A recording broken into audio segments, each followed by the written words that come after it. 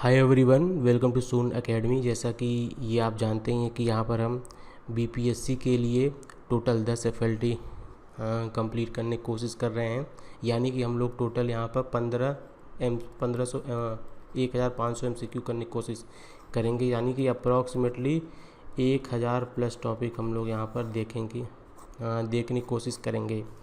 Okay, तो इस video को हम अभी स्टार्ट करेंगे। एंड चूँकि ये पहला वीडियो है राइट, तो यहाँ पर एक चीज़ तो ये है कि चूँकि ये हम इसमें सिर्फ स्टडी की बातें करेंगे, फालतू की बातें बहुत ही कम होंगी, नंबर 1।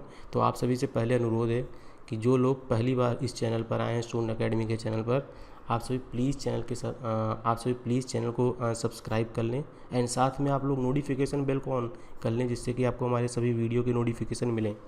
दूसरा चीज़ ये है कि आप प्लीज़ इस वीडियो को लाइक करें एंड अपने दोस्तों तक शेयर करें। जितने भी एजुकेशनल ग्रुप हैं सब जगह आप इस वीडियो को शेयर करें, जिससे कि चैनल की थोड़ी ग्रोथ हो एंड हमको भी थोड़ा मोटिवेशन फील हो कि यस सब्सक्राइबर इंक्रीज़ हो रहे हैं। बाकी इस पे और भी वीडियोज़ आते हैं इस वीडियो सीरीज़ के अलावा, तो आप उन सारे वीडियोज़ को भी देखकर अपनी स्टडी को एक बूस्ट दे सकते हैं। ऑलराइट, तो अब चलिए स्टार्ट करते हैं हम लोग। आज का हमारा पहला प्रश्न। एंड देखिए, ये वाला जो हमारे पास पेपर है ये एक्चुअली बीपीएससी का ही पेपर है। 67th जो बीपीएससी हुआ था, जो पेपर आउट हो गया था, ये वही वाला पेपर है। इसके बाद फिर हम लोग सीडीपीओ का पेपर लेंगे एंड उसके बाद फिर हम लोग दूसरे एफएलटीज करेंगे राइट। तो पहले ये वाले दोनों करेंगे। एंड चूँकि ये जो मेरा लैपटॉप है इसका मेमोरी बहुत ज़्यादा है नहीं और सिस्टम भी ठीक से काम नहीं करता है, तो ये वीडियो कई पार्ट में आया करेगा राइट। तो हालांकि मैं वीडियो के टाइटल में मेंशन कर दिया करूँगा कि कौन सा वीडियो में क्या क्या है। ओके, तो अब चलिए स्टार्ट करते हैं हम लोग इस वीडियो को। तो आज का जो हमारा पहला प्रश्न है इसमें है, एक सेकंड, निम्नलिखित में से कौन सी संसदीय समिति कार्यपालिका को नियम विनियम बनाने के लिए प्रत्यायोजित शक्ति से संबंधित है? कुल यहाँ पर 4 ऑप्शन है, तो इसका आंसर था अधीनस्थ विधान पर समिति। हम अगर इसकी बात करें तो इसका गठन हुआ था 1953 में हुआ था इसका गठन, और इसमें टोटल 15 मेंबर्स होते थे। दोनों क्या बोलते हैं, जो दोनों सदन होते हैं, दोनों सदनों से मिलाकर सब इसमें 15 मेंबर्स होते हैं। तो इसका आंसर था बी। उसके बाद जो हमारा अगला प्रश्न है, भारतीय संविधान का अनुच्छेद 300 किससे संबंधित है राइट। तो यहाँ पर हम यहाँ पर हम ये जानने की कोशिश कर रहे हैं कि आर्टिकल 300 में क्या है। तो देखिए, अगर हम बात करें आर्टिकल, हम सबसे पहले ऑप्शन देखें। तो देखिए, अगर हम ऑप्शन देखें तो हमने जब जितनी लक्ष्मीकांत पढ़ी है उसमें हमको कहीं पे सरकारी ठेका का कोई जिक्र नहीं मिला है राइट इन द कॉन्स्टिट्यूशन। तो यानी कि ये ऑप्शन तो रॉन्ग हो जाएगा राइट। तो ये ऑप्शन तो बिल्कुल नहीं होगा। अब हमारे पास टोटल 4 ऑप्शन बचे, ठीक है। तो जो हमारा पहला ऑप्शन है मुकदमे और कार्यवाही, हम अभी इसको होल्ड पे रखते हैं।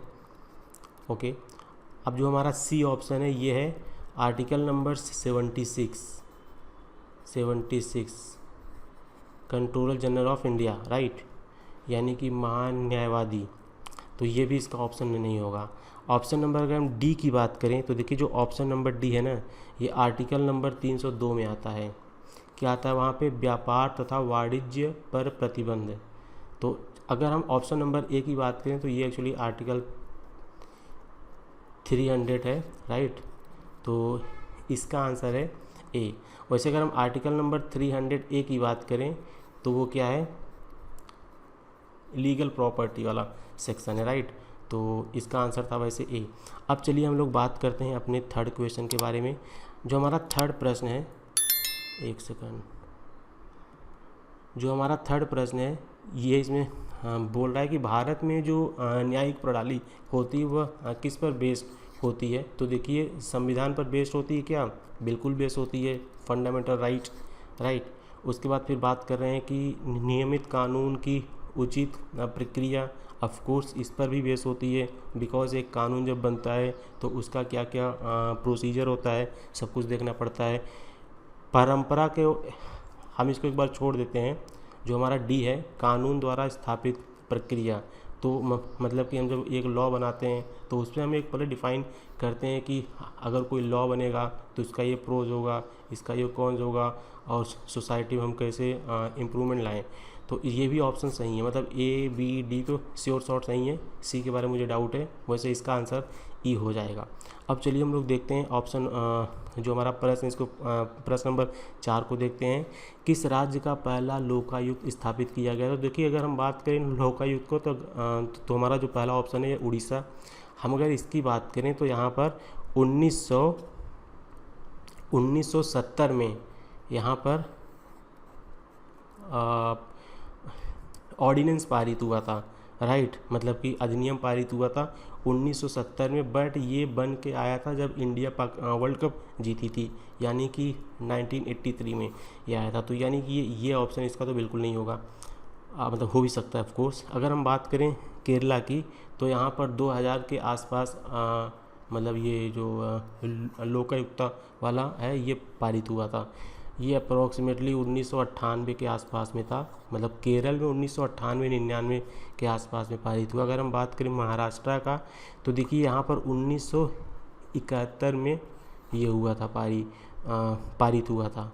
एंड अगर हम बात करें पंजाब का तो देखिए यहाँ पर 1995 में ये अधिनियम पारित हुआ था, मतलब ये जो लोकयुक्ता वाला पहला स्थापित वहाँ हुआ था पंजाब में।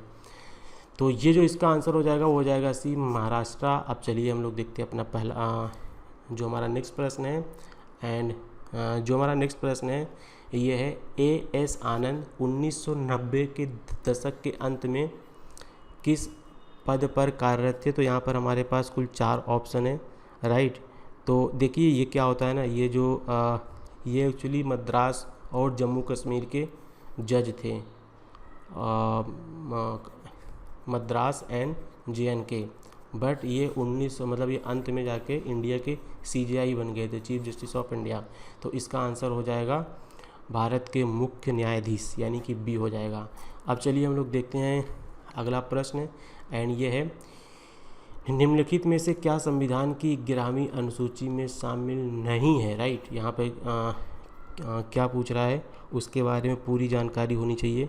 तो देखिए अगर हम बात करें जो हमारा 11th शेड्यूल है इसमें कुल 29 सब्जेक्ट्स हैं, जैसे क्या हुआ, एग्रीकल्चर हो गया, मत्स्य उद्योग हो गया, या फिर ग्राम उद्योग हो गया, ग्रामीण आवासन हो गया, ईंधन चारा हो गया, सड़क पुल हो गया, जल मार्ग, राइट। तो ये सब चीज़ें इसमें शामिल हैं। तो इसमें देखिए इसमें जो ग्रामीण खेल है ये नहीं शामिल है, राइट। ये मतलब इन्होंने थोड़ा सा कंफ्यूज करने के लिए दे दिया है, तो इसका आंसर सी हो जाएगा, राइट। अगर हम बात करें उसके अलावा देखिए अगर यहाँ पर परिवार कल्याण भी दिया है, राइट, तो उसमें ये वाला भी ऑप्शन आ जाएगा, ये भी ऑप्शन आ जाएगा। और इसमें जो तकनीकी प्रशिक्षण दिया है ये भी इसमें फिट हो जाएगा। कहाँ पर फिट होगा, देखिए जो उद्योग होता है ना वो एक्चुअली टेक्निक पर ही डिपेंड होता है, तो ये भी उसमें आ जाएगा। बट अगर हम बात करें सी का जो ग्रामीण खेल है ये इसका पार्ट होगा नहीं। तो उन्होंने काफ़ी अच्छे से, मतलब इन्होंने ये जो प्रश्न बनाया है बहुत ही बेहतरीन प्रश्न बनाया है, या तो उन्होंने ये इसको कहीं से बनाया होगा या कहीं से कॉपी पेस्ट किया होगा, बट जो भी है, बट ये प्रश्न काफ़ी अच्छा था। ऑलराइट, संविधान के अनुच्छेद 113 के अनुसार वार्षिक बजट में कितनी अनुदान की मांगें संसद में पेश की जाती हैं? तो टोटल 102 अनुदान की मांगें संसद में पेश की जाती हैं, 102। बट यहाँ पर ऑप्शन देखेंगे यहाँ पर एक भी नहीं है, तो इसका आंसर हो जाएगा ई, उपर्युक्त में से कोई नहीं।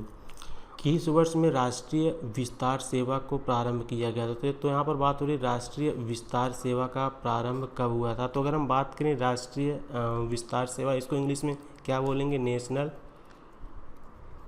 Extension services. तो ये कब हुआ था पारित? तो ये मतलब ये कब हुआ था प्रारंभ? तो ये एक्चुअली प्रारंभ हुआ था 1953 में। इसका आंसर हो जाएगा ये। देखिए पॉलिटी के बिल्कुल फैक्चुअल प्रश्न है, राइट। एंड ये 2 अक्टूबर के दिन पारित हुआ था, जब महात्मा गांधी जी का अहिंसा डे होता है, जन्म दिवस होता है, ये उस दिन पारित हुआ था। तो इसका आंसर ए हो जाएगा। अब हम बात करते हैं अपना नेक्स्ट, राज्य विधान परिषद के सदस्य निम्नलिखित में से किस श्रेणी से नहीं चुने जाते हैं। तो देखिए राज्य विधान परिषद के जो सदस्य होते हैं ना, ये एक्चुअली जो स्थानीय निकाय होते हैं पंचायत, यहाँ से चुने जाते हैं। तो यहाँ पर ये ऑप्शन तो हट ही गया है, राइट। उसके बाद शिक्षक, ऑफकोर्स उसमें एजुकेटेड मतलब टीचर होते हैं, प्रोफेसर होते हैं, तो ये भी हट जाएगा। अब उसने स्नातक, ऑफकोर्स अगर आप काफ़ी ग्रेजुएट हैं, आप काफ़ी एजुकेटेड हैं, पढ़े लिखे हैं, तो भी आपको यहाँ पर शामिल किया जाएगा, राइट। कहने का ये सेंस है कि आप सोसाइटी के लिए कुछ न कुछ बेनिफिशियल काम करो, राइट।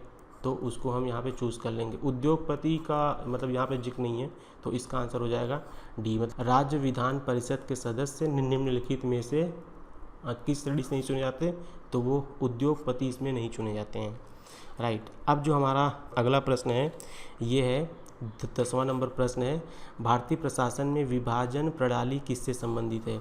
तो अगर हम बात करें कि भारतीय प्रशासन में जो विभाजन प्रणाली होती है, ये एक्चुअली CAG से तो बिल्कुल नहीं संबंध रखती है, राइट।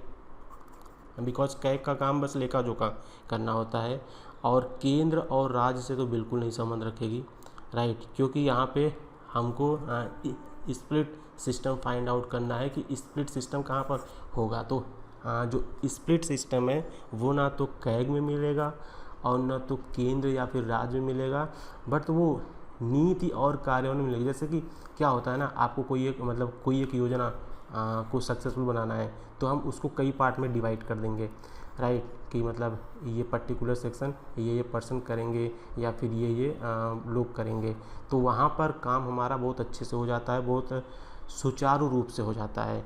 तो इसका आंसर हो जाएगा सी, 10th का आंसर हो जाएगा सी। अब चलिए हम लोग देखते हैं अगला प्रश्न, और ये है, एक सेकंड, ओके। तो ये है, भारत के वित्त आयोग के संदर्भ में निम्नलिखित कथनों पर विचार करें। पर टोटल 4 स्टेटमेंट हैं। तो हमारा जो पहला स्टेटमेंट है, वित्त आयोग एक संवैधानिक निकाय है, राइट। तो वित्त आयोग यानी कि फाइनेंशियल कमीशन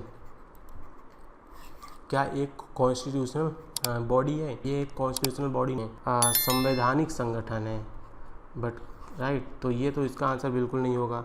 अब हम बात करते हैं संविधान के अनुच्छेद 280 के तहत फाइनेंशियल कमीशन का जिक्र है, तो ये आंसर तो बिल्कुल सही है, राइट। उसके बाद वित्त आयोग द्वारा की गई सिफारिशें केवल सलाहकार मानता, तो ये भी सही है। तो इसका आंसर जो है 2 और 3 ये बिल्कुल करेक्ट है।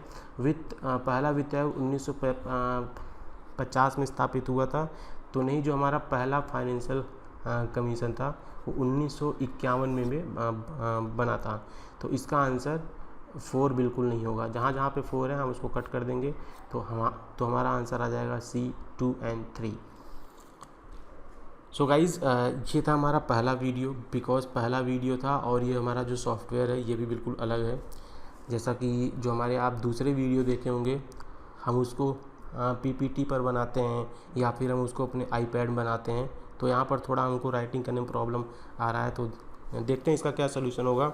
बट तो चूँकि पहला वीडियो है तो इसको भी हम यहीं पर रोक रहे हैं। आप दूसरे वीडियो के लिए प्लीज़ चैनल को सब्सक्राइब कर लें।